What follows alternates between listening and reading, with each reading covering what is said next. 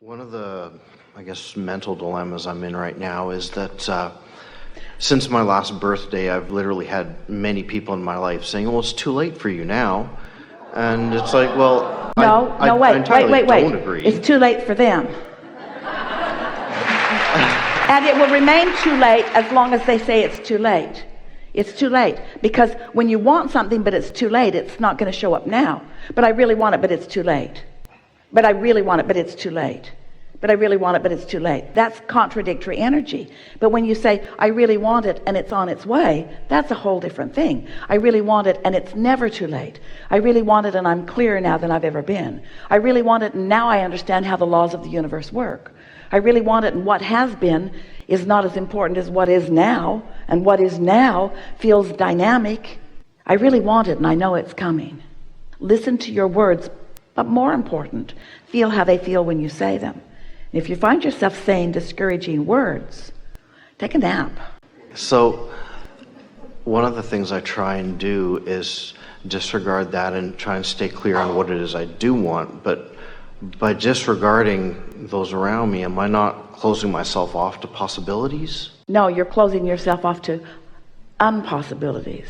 In other words, when you don't listen to naysayers, it can only help you. Okay, that's comforting.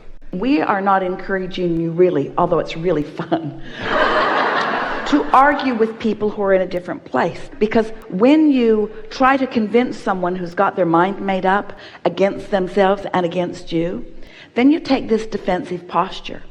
It's only really fun to do that when you're really tuned in and you're really sure of what you're saying. If you're not sure of what you're saying, since they are so sure of what they are saying, because they have so much momentum, they have proof about life failure.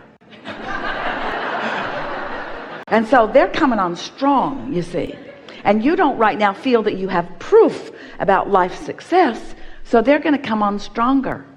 Someone said to Esther the other day, Esther, you don't cope well in negative emotion at all, do you? And Esther said, no, I'm a mess.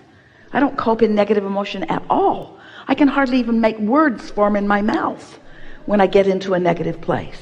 But some people are really good at it because that's where they live. That's what they've been practicing. And so right now you've sort of got one foot in both worlds. You're understanding possibilities, but you can't see them and hear them and smell them and taste them and touch them yet. And so you're letting their view of your not yet manifested creations confuse you about where you are in the process.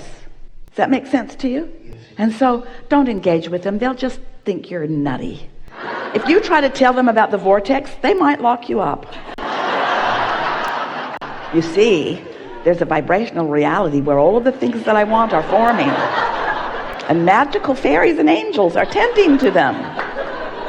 And when I get my head just in the right place, they'll come into my experience where I can see them.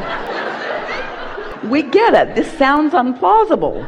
But it's the way the universe works, and there's not a shred of evidence to the contrary of it anywhere, you see. But you can't explain it to people who aren't ready to hear it. So just know it. Isn't there satisfaction in knowing something? We said to Esther several times, just lately, understand, don't try to explain. Understand, don't try to explain. Because when you understand, you stand in your alignment. When you try to explain to somebody who isn't ready to understand, then you get defensive. This is getting very clear now. Yeah. This is an important thing. Don't go back and try to relitigate or explain or defend how it's been going or what you've been doing. Just start with where you are now in relationship to what you now want, and try to look a little more solution-oriented or a little more optimistically oriented.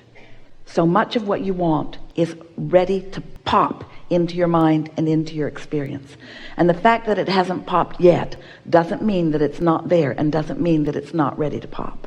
Haven't you wondered how thoughts turn to things? Most humans don't wonder that. They just look around at the things and pile them up and fight over them.